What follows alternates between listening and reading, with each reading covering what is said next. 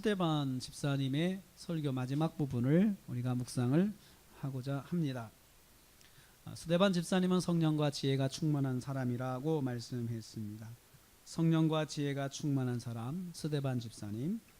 스데반 집사님은 사도행전 7장에 걸쳐서 설교를 합니다. 그런데 이 설교의 내용은 아브라함 때부터 이어서 모세, 다윗, 솔로몬 이르기까지 그 모든 이스라엘의 역사를 이야기하면서 특별히 이스라엘의 지독한 그 불순종의 뿌리, 불순종의 역사를 지적을 합니다. 마찬가지로 우리 민족이 한 번도 하나님 앞에 제대로 순종한 적이 없었다라고 그런 요지로 설교를 하는 거죠. 그래서 지금 여러분도 하나님 말씀에 순종하지 않는 사람들입니다. 하나님께서 우리 민족을 그렇게 사랑하시고 제사장 민족으로 세우셨음에도 불구하고 우리는 한 번도 하나님 앞에 온전한 순종으로 나가본 적이 없었고, 그 증거로 하나님이 세우신 종들, 선지자들을 우리가 핍박하고 죽였습니다. 그리고 마지막에는 예수 그리스도, 메시아 예수 그리스도를 우리가 죽였습니다. 이렇게 설교를 했습니다.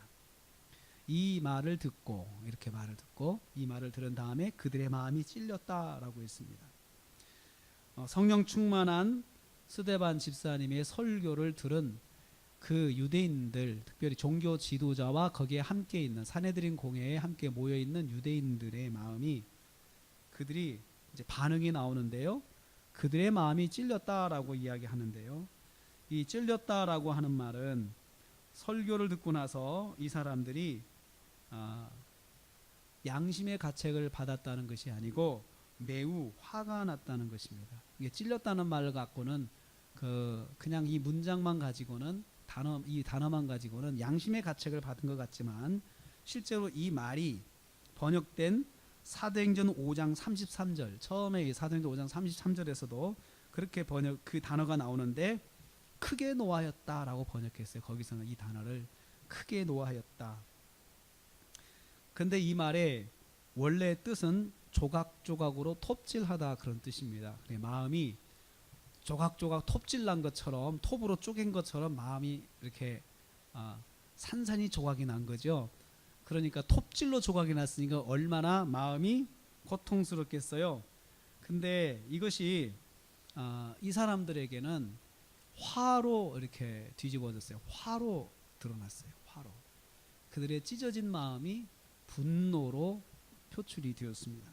그래서 영어 성경들은 이 말씀을 다양하게 번역하는데 RSV 성경은 그들이 격분되었다 이렇게 번역했어요. 지금 우리 개역개정에서는 찔려라고 했지만 그렇게 번역을 했어요. 또 NIV 성경은 그들은 격노하여 펄펄 뛰었다, 이렇게 화가 나가지고 펄쩍펄쩍 뛸 정도로 막 분노하는 모습들이 나타나요. 막 어떤 사람은 막 땅을 치겠죠. 막 자리에서 벌떡벌떡 일어나가지고 막 그 눈에 이글이글 타는 그 분노의 눈빛으로 지금 스데반을 쳐다보고 있는 것입니다. 근데 참 여기서 아이러니한 것은 이 말씀을 전한 스데반은 성령 충만했습니다. 전하는 사람은 성령 충만했는데 듣는 사람은 그 말씀을 듣고 성령 충만하지를 못했어요. 감정적으로 매우 흥분되어서 절제하기 불가능한 상태가 되었습니다. 절제가 불가능한 상태가 될 정도로 완전히 정반대의 그런 그 모습을 볼 수가 있습니다. 그래서 그들은 스데반을 향해서 이를 갈았다고 했습니다. 여기서 이를 갈다고 하는 말은 의태어로서 극한 감정을 외적으로 보여주는 거지. 이 사람들 얼마나 극한 감정을 가지고 있는지 그걸 표현하는 말이 이를 갈았다는 거죠. 이를 갈았다는 거죠. 어느 정도 갈았는지는 구체적으로 우리가 상상을 좀 해볼 필요가 있습니다. 매우 흥분된 상태에서 눈에선 아주 불빛이 나고 그러면서도 이를 갈았다라고 하니까 부두둑 아주 그냥 이를 갈았던 거죠. 아주 그냥 매우 흥분해가지고, 그리고 두 주먹은 불끈 쥐고 막 소리를 지르면서 자리에서 일어났다가 방방 뜨면서 뭐 화를 내겠죠. 지금 그런 모습이 거기 나와 있습니다. 분노하면서 그냥 스데반을 지금 쳐다보고 있는 것입니다. 왜 이런 반응을 보게 될까요? 왜 이 사람들이 이런 반응을 보게 될까요?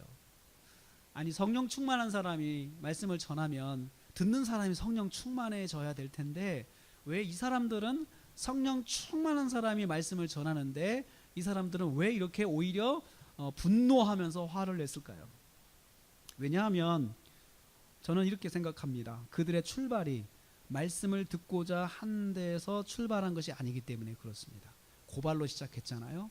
그리고 이 사람은 스데반을 어떻게 하든 고발하고 엮어서 신성모독으로 엮어서 이 사람을 종교재판에 넘겨서 그 다음에 사형에 처하려고 생각했죠. 그런데 상황이 뜻대로 되지 않았던 겁니다. 오히려 스데반의 이 변증을 통해서 자신들이 불의하다는 것이 조목조목 드러났기 때문입니다. 그러면 일반적으로 자기가 불의하다 그러면 상식적으로 우리가 잘못했구나 이렇게 수긍을 해야 되잖아요. 그런데 이 사람들의 출발점 자체가 그런 것이 아니었기 때문에 자신들의 부끄러움이 드러났을 때 또 드러날수록 매우 흥분하고 분노하는 것을 봐요. 흥분하고 분노를 해요. 밑도 끝도 없는 분노가 듣는 사람들의 마음속에서 막 솟아나는 거예요. 막 솟아나는 거예요. 저는 이걸 깨닫습니다. 알 수 없는 분노는 성령의 열매가 아닙니다. 알 수 없는 분노는 분명한 것은 알 수 없는 분노는 성령의 열매가 아니에요. 육신의 열매입니다. 하나님이 없을 때 가질 수 있는 감정 중 하나입니다. 하나님이 온전하게 그 마음속에서 그 역사하고 하나님의 성령으로 충만한 사람에게는 있을 수 없는 감정이에요. 사탄의 열매입니다. 그래서 갈라디아서 5장 19절로 20절, 21절 말씀 보면은 이렇게 나와요.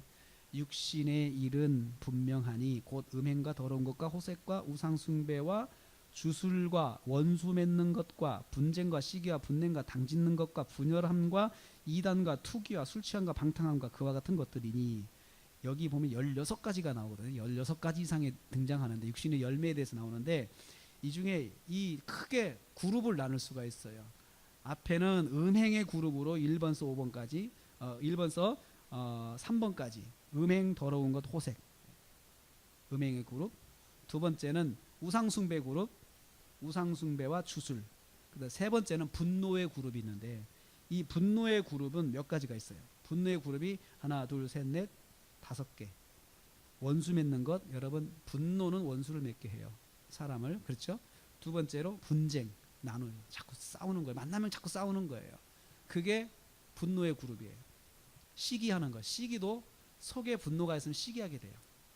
절대로 화합하지 않죠. 당짓는 것, 니파 내파 나누는 것 사실은 분노가 있기 때문에 그렇다는 거예요.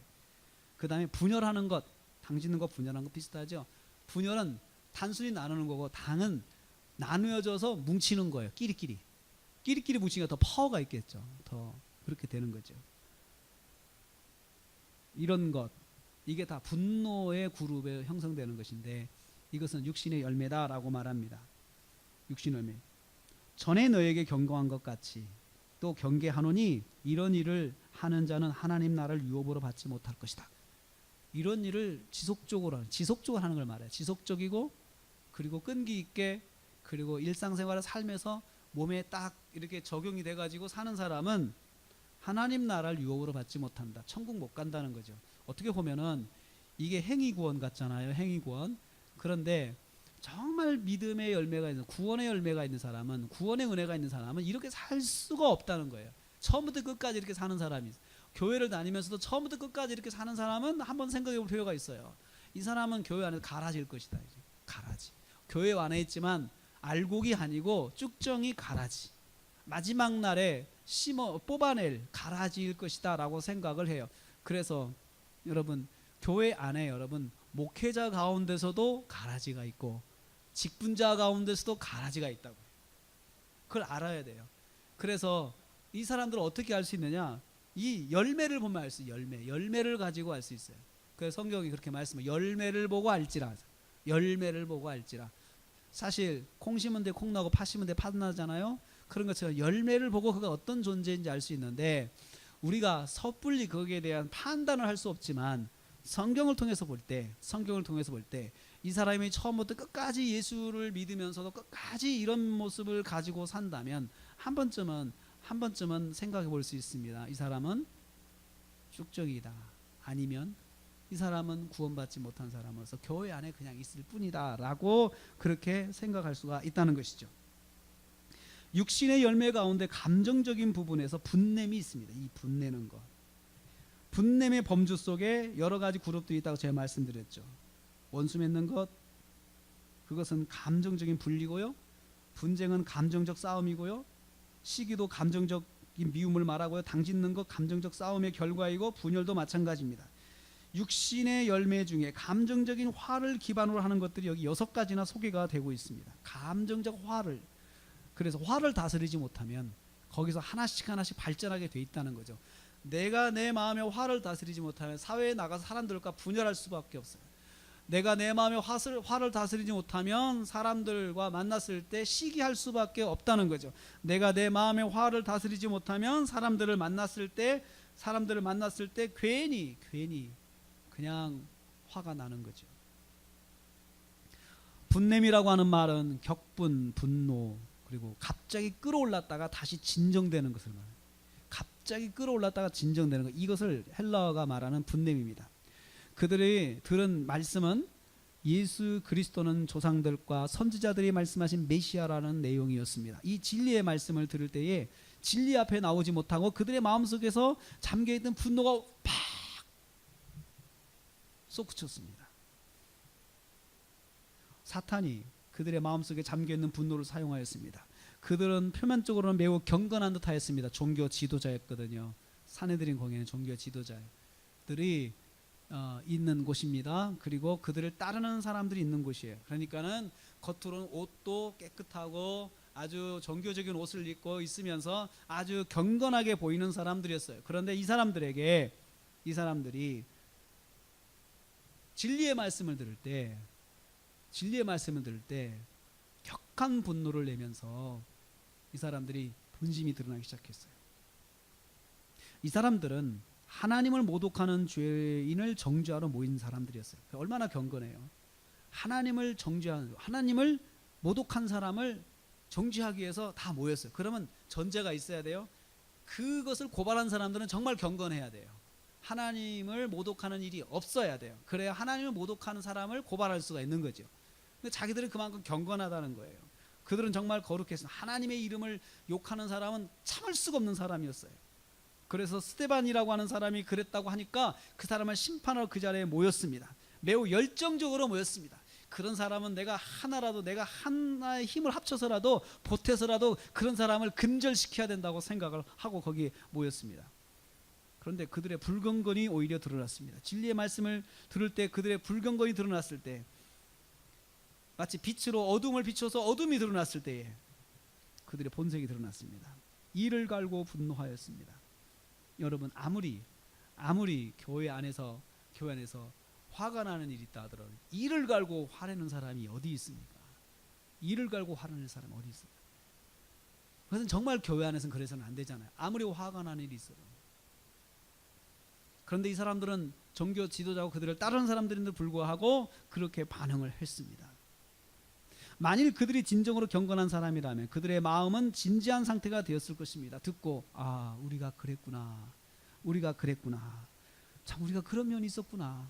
정말로 진리를 추구하는 사람들이라면 진리의 말씀과 통해야 되는 거 아니겠습니까? 하나님 말씀이라는 것 하나만으로 무릎을 꿇어야 돼요. 하나님 말씀이 그러니 뭐라고 내가 말을 하겠느냐라고 하면서 무릎을 꿇어야 돼요.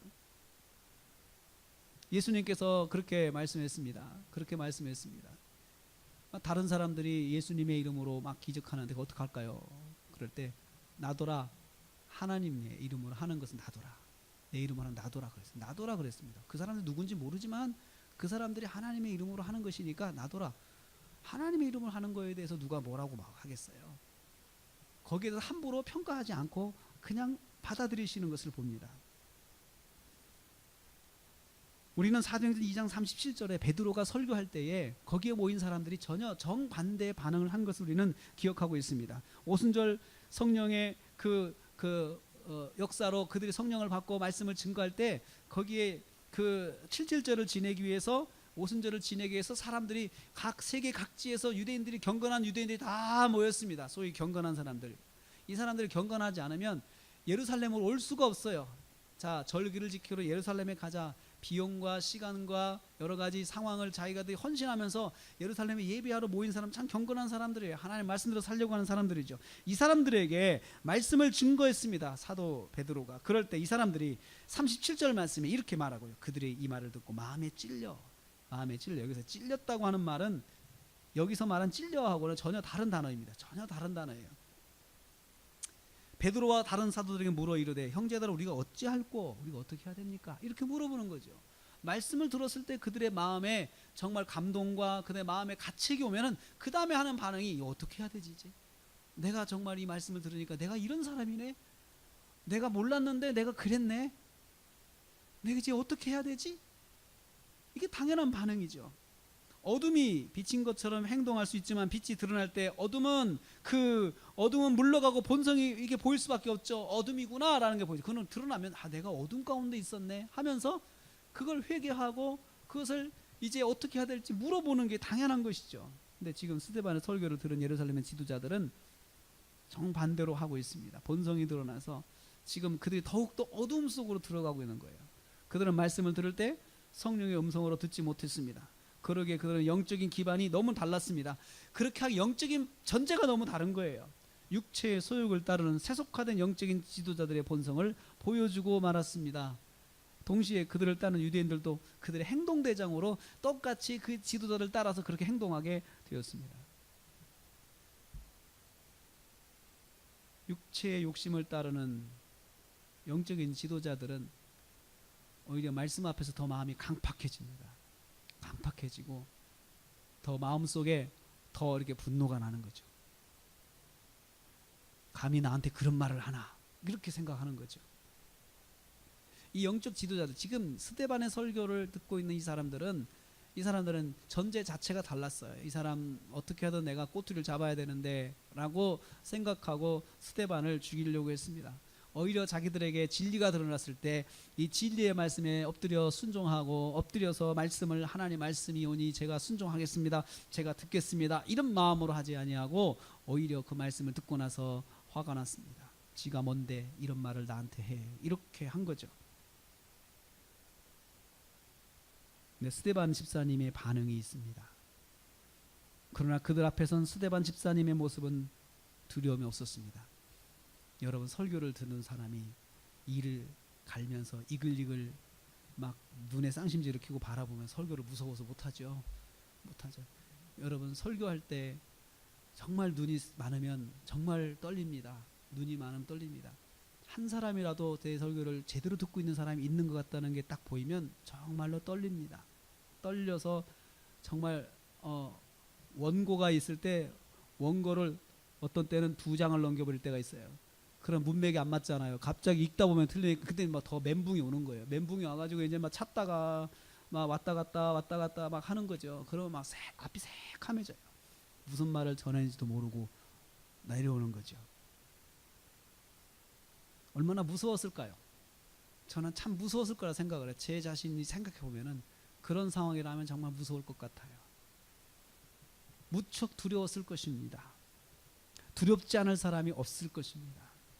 55절 56절 말씀 보니까 이렇게 말하고 있어요. 스데반 집사님은 하늘을 우러러 주목하여 스데반 집사님이 2가지를 보았습니다. 그는 사람들과 눈을 마주치지 않았습니다. 자기에게 무섭게 자기를 노려보는 사람들, 이를 가면서 노려보는 사람들의 눈과 부딪히지 않았어요. 그리고 눈을 하늘을 봤어요. 하늘을 보고 계속 전했어요. 일을 가는 사람들과 눈을 마주치지 않았고 하늘을 향해 눈을 고정했습니다. 생각하면 그렇습니다. 볼 필요가 없었습니다. 그걸 보면서 내가 묵상할 필요가 없었어요. 극한 두려움이 스데반 집사님 앞에 있을 때 스데반 집사님은 눈을 들어 하늘을 보았습니다. 그 순간 스데반 집사님의 영의 눈이 열렸습니다. 하늘이 열리고 하나님의 영광을 목격하게 되었습니다. 2가지를 봤는데 하나님의 영광을 보고, 두 번째로 예수님을 보고, 2가지를 봤어요. 그가 극한의 상황 속에서 눈을 하늘을 하늘의 눈을 고정했을 때 그 순간 눈이 열렸어요. 하늘 보좌가 보였어요. 그리고 예수님이 보였어요. 하나님 보좌 우편에 서신 예수님. 여기 성경에서 보좌 우편에 서 있다라고 하는 말은 그 자신이 하나님이라는 말이에요. 하나님. 보좌에 서 있으신 하나님. 그분을 말하는 거예요. 요한계시록에는 이 장면을 하늘 보좌의 장면으로 자세하게 묘사해 주고 있습니다. 하늘 보좌의 영광을 체험한 거죠. 하나님을 본 건 아니에요. 거기 하나님이 계시는 그 영광을 본 거죠. 영광을 본 거예요. 영광을 체험한 거예요. 하나님이 계신 곳의 모습을 본 것입니다. 아, 저기 하나님이 계시구나. 이 깨달음이 온 거예요. 모세가 시내산 정상에서 십계명을 받을 때 하나님의 영광을 봤습니다. 하나님의 영광을 본 거죠. 하나님 자신을 본 거 아니에요. 스데반 집사님은 극한의 상황 속에서 하늘을 보았을 때 하나님의 영광을 체험했습니다. 그렇습니다. 우리도 극한의 상황 속에서 하나님을 볼 수 있습니다. 하늘을 보면, 하나님께 눈을 고정하면 하나님이 만나 주십니다. 그리고 예수님께서 보좌 우편에 계신 것을 보았습니다. 예수님의 모습은 다 알고 있습니다. 그래서 그 예수님을 보았는데, 예수님을 봤다는 것은 예수님과 눈이 마주친 거죠. 시선이 예수님과 마주친 거예요. 사람들과 시선을 교환한 것이 아니고 눈을 예수님과 맞추고 예수님과 시선을 맞춘 것이에요. 이 체험은 더 이상 눈앞에 보이는 사람들의 분노가 보이지 않게 하였습니다. 사람들의 분노가 예수님과 눈이 맞았다가는 얼마나 흥분됐겠어요.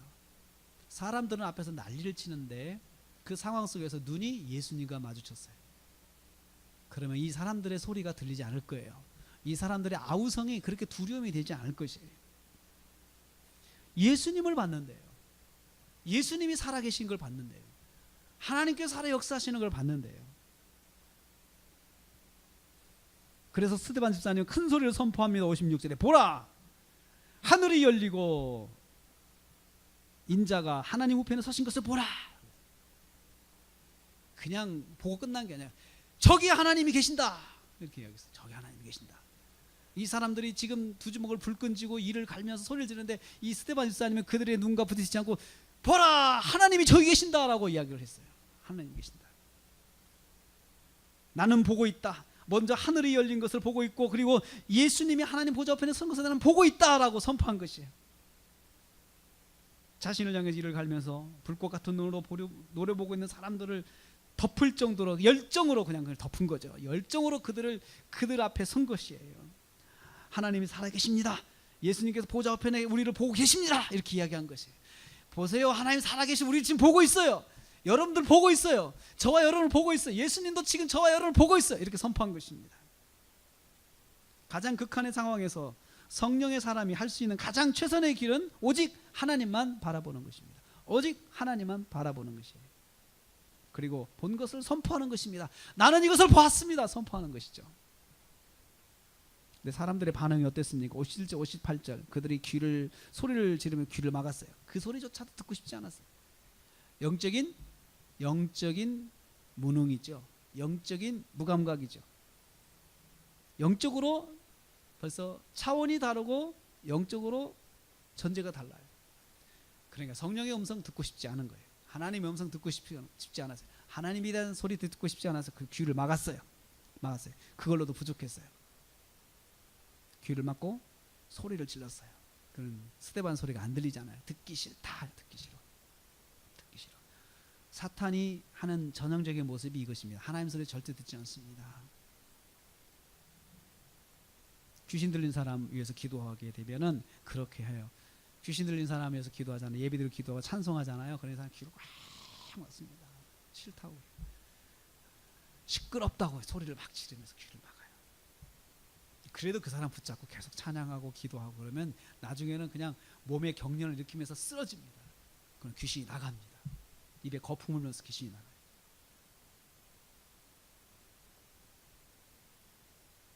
그걸로 부족했습니다. 그들은 일심으로 스데반에게 달려들었습니다. 그리고 그를 성 밖으로 끌고 가고 나서 던져놓고 돌을 던졌어요. 성 밖으로 끌어내서 돌을 던져서 스데반을 쳐 죽였습니다. 예수님께서 돌로 치려고 사람들이 모였을 때 예수님께서 죄 없는 사람이 먼저 치라라고 한 그 말씀이 있습니다. 가늠하다 현장에서 들킨 여인, 이 여인을 이 십계명을 어긴 여자예요. 그래서 이 여자는 즉결처분입니다. 율법에 돌로 쳐 죽일 수 있습니다. 스데반도 신성모독을 했으니까 이 사람은 돌로 쳐 죽게 된다 생각하고 끌고 가서 이제 돌을 던진 거죠. 돌로 치는 것은 하나님의 이름을 욕되게 한 사람에게 행하는 율법의 징계 방법이 돌로 치는 것입니다. 돌로 치는 거죠. 아간이 돌로 쳐서 죽임을 당했죠. 그 식구들이 다 악을 골짜기 위해서. 하나님의 말씀을 듣지 않는 사람들이 하나님의 말씀을 순종하는 사람을 돌로 쳐서 신성모독이라고 했습니다. 너무나 아이러니한 죄죠. 하나님 말씀을 안 듣는 사람이 하나님 말씀을 들은 사람을 신성모독이라고 고발해가지고 죽였어요. 그런 아이러니가 역사 현장에 많습니다. 신앙 현장에 많습니다. 믿음이 하나님께 불순종한 사람이 믿음이 좋은 것처럼 보이고 하나님께 순종한 사람이 하나님을 불순종하는 것처럼 뒤집어진 상황에서 핍박을 받는 것이 많이 있습니다. 많이 있습니다.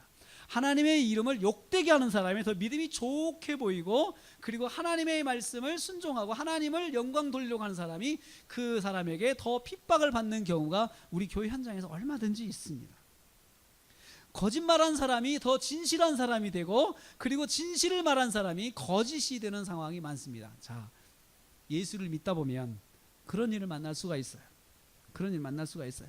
우리는 생각할 때 내가 믿음으로 살고 말씀대로 살면 우리에게 탁탁탁 뭐가 될 것 같잖아요. 그런데 실제 상황에서는 정반대 현상들이 많이 일어나고 있어요. 스데반 집사님 성령 충만한 사람입니다. 성령 충만한 이 사람이 하늘을 체험하고 하나님의 영광을 보고 예수님을 본 것이 이 사람의 안전과는 하나도 상관이 없어요. 그럼 그걸 봐요. 성령 체험한 것이 하나님 만난 것이 스데반을 돌로 치는 그 위험 속에서 구원해 주지 못해요. 우리는 그런 생각을 합니다. 체험하면 안전이 보장될 거라고 생각하는 경우가 있어요. 체험하면 모든 게 오케이 될 거라고 생각을 하죠. 오히려 체험한 사람들이 그 위험과 어려움 속에서 더 구제받지 못하는 걸 많이 봐요. 왜 그럴까요? 왜 그럴까요? 왜 믿음 좋은 사람이 은혜 많이 받은 사람이 어려움과 어떤 상황 속에서 구제받지 못하고 그 어려움 속에 떨어지게 될까요? 스데반이 지금 그걸 보여주잖아요. 성령 충만하죠. 하늘을 봤죠. 하나님 영광 봤죠. 하나님 보좌 봤죠. 다 체험했잖아요. 천국 본 거예요. 근데 이 사람이 돌로 침을 당할 때 그것이 그 사람을 구원해 주지 못해요. 천국 체험은 우리의 안전 도구가 아닙니다, 여러분. 천국 체험은 우리의 안전 도구가 아니란 말이에요. 그것은 우리의 믿음을 세워주는 것이지 우리의 안전을 위한 보장이 아니라는 거죠. 때로는 그 체험 때문에 안전해질 수도 있어요.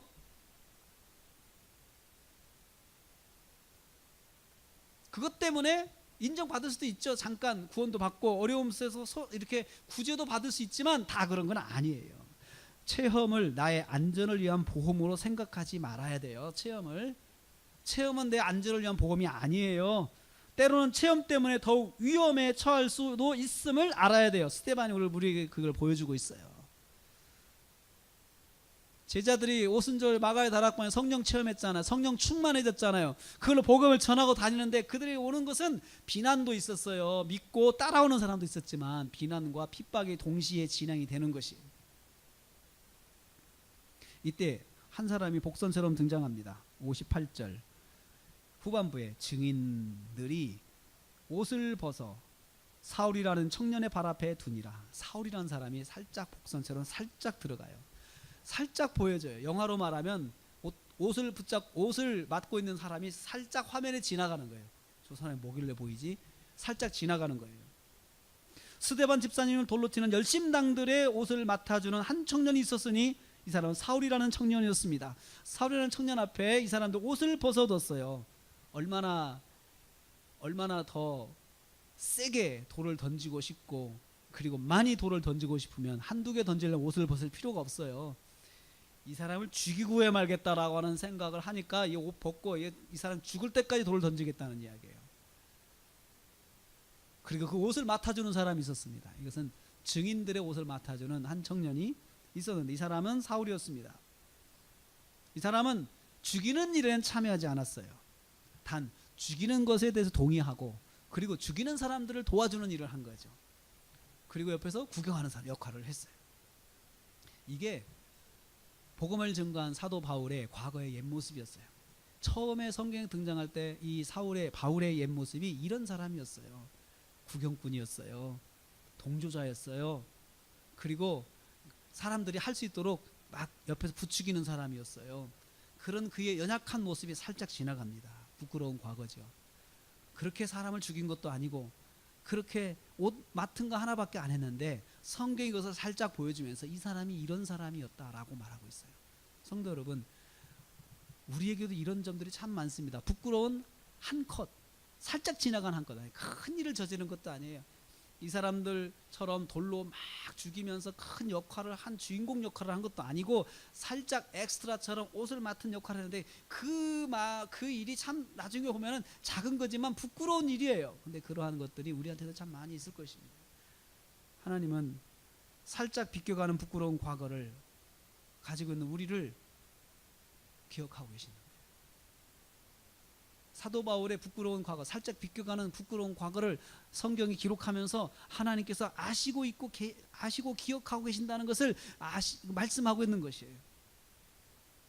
그럼에도 불구하고 이 사람을 하나님이 쓰시고 있다. 이 사람의 부끄러운 과거를 다 덮으시고 하나님이 쓰시고 있다. 그 성경이 말씀하고 있어요. 부끄러운 과거를 알고 계시는 하나님, 많은 사람들 속에서 단지 옷만 맡아주며 사람들의 모습을 보기만 했던 이 행위를 성경이 기록하고 있습니다. 이것은 마치 하늘에서 모든 장면을 보고 있는 것 같은 그런 상상을 해볼 수가 있어요. 하늘에서 다 내려보니까 다 보이잖아요. 다 보이잖아요. 저쪽 구석에 한 사람이 있는데 옷 맡고 있는 사람이 있는데 이쪽에는 막 사람들이 다 모여가지고 돌로 때리는데 이 사람 한쪽에서 옷만 맡아줄 뿐인데 나는 옷만 맡아줬으면 나는 그 사람 돌 던지지 않았습니다 라고 말을 할 수도 있는 상황입니다.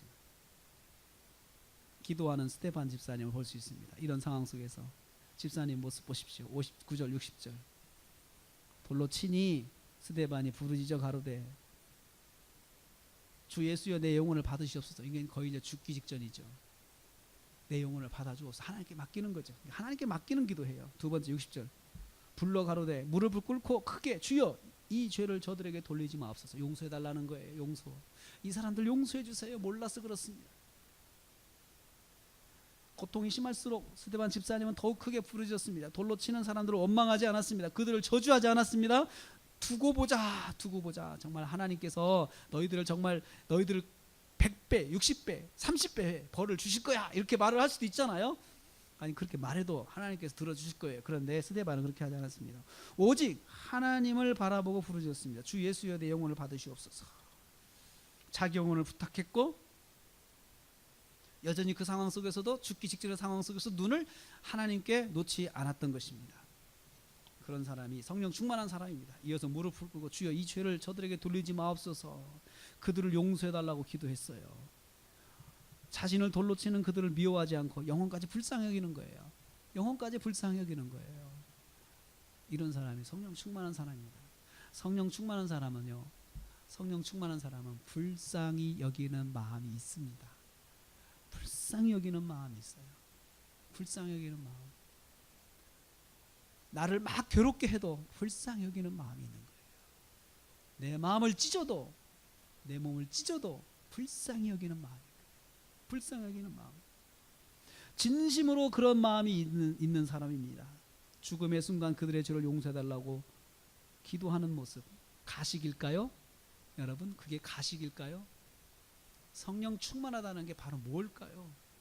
성령 충만하다는 것은 바로 이런 순간에도 영혼을 불쌍히 여기는 마음을 가지는 사람. 누가복음 23장 34절에 예수님께서 십자가상에서 그렇게 말씀하셨어요. 이에 예수께서 이르시되 아버지 저들을 사하여 주옵소서. 자기들이 하는 것을 알지 못하기 때문입니다. 예수님처럼 하잖아요. 스데반 집사님은 예수님을 닮아가려고 하는 거예요. 예수님께서 하신 것처럼 자기도 그렇게 하려고 하는 거죠. 성령 충만하면 예수님의 제자가 됩니다. 예수님의 제자가 된다는 건 무엇입니까? 예수님을 따라하는 것인데 그것은 무엇입니까? 사랑과 용서의 길을 가는 것이에요.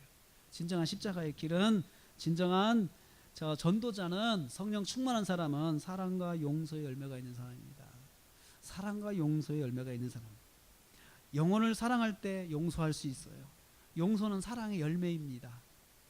여러분, 우리가 교회에서 용서하지 못하는 그리스도인들이 참 많죠. 우리 용서하지 못하는 거예요. 근데 정작 사실 우리의 신앙의 본질은 용서입니다. 십자가는 달고 다니는 것이 아니고 용서하라는 것이에요.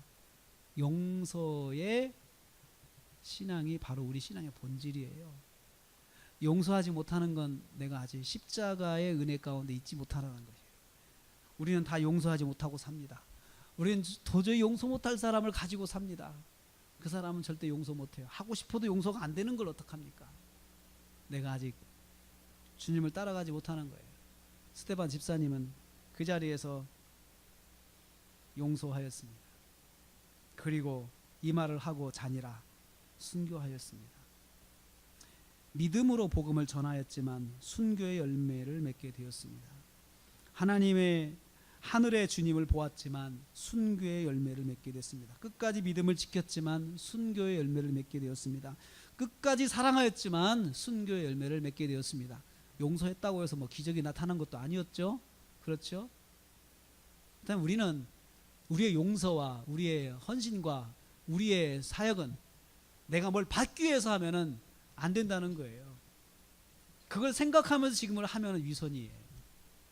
그렇죠. 스데반은 용서했지만 용서가 그를 구원하지 못했어요. 그는 순교했습니다. 그래서 조건이 없는 용서겠죠. 그것은 사랑하는 성도님들, 스데반의 순교는 예루살렘 교회 핍박을 시작하는 서막이었습니다. 스데반이 순교하였다고 교회가 또 변화된 것도 아니에요. 더 교회는 어려워졌습니다. 그날에 예루살렘에 있는 교회에 핍박이 나서, 큰 핍박이 나서 8장 1절 핍박이 더 심해졌어요. 어느 정도 심했느냐? 더 이상 여기서 견딜 수가 없는 거예요. 그래서 사도를 빼놓고는 다 흩어졌다라고요. 다 흩어졌다. 사도를 빼놓고 다 흩어졌다. 피하는 것밖에 방법이 없었어요. 순교하지 않으면 피해야 되는 거죠. 피하는 것도 하나의 사역의 방법 중에 하나예요. 어떤 때는 순교라고 하지만 주님께서 피하기를 원하세요. 그래서 거기 있는 사람들 다 피했습니다. 현장을 피해 흩어졌습니다. 누구도 도와줄 상황이 못 되었습니다. 교회 전체가 고난의 폭풍에 휩싸이게 되었습니다. 왜 이런 일이 일어나고 있는지 그때는 답이 없었습니다. 우리가 뭘 잘못했나? 답이 없었어요. 예루살렘 교회 성도들은 핍박에 대해서 특별히 평가하지 않았습니다. 왜 하나님 이런 우리가 고난을 받습니까? 말하지 않고 그냥 흩어졌습니다. 그들은 흩어졌습니다. 근데 흩어진 것이 세계와 열방을 복음화하는 데 있어서 큰 기본이 되었어요. 하나님은 역설의 하나님이십니다. 역설의 하나님이십니다. 말씀을 냈습니다. 한 사람 스데반 집사님 복음을 전하고 돌에 맞아 순교하였습니다. 믿음의 길, 순종의 길을 가는 제자의 삶에 고난과 핍박이 왔습니다. 집사님은 핍박의 순간 하늘을 바라봤고 사람들과 눈을 마주치지 않았습니다. 오직 하나님만 바라봤습니다. 하늘만 바라봤습니다.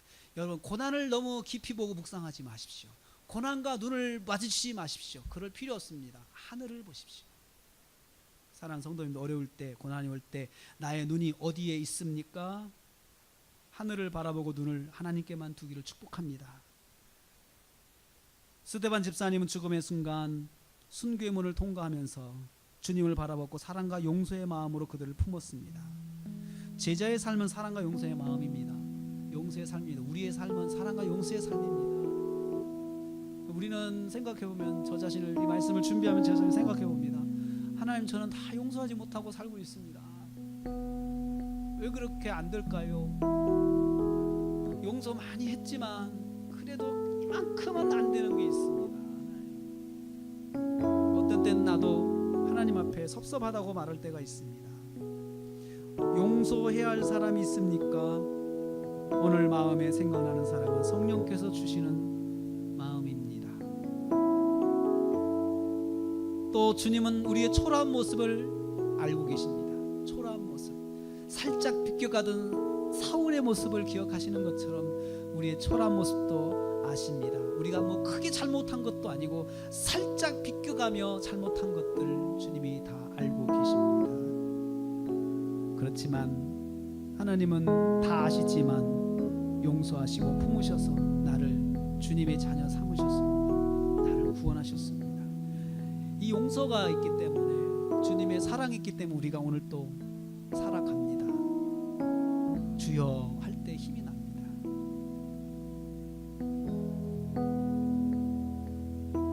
오늘 이 말씀을 통해서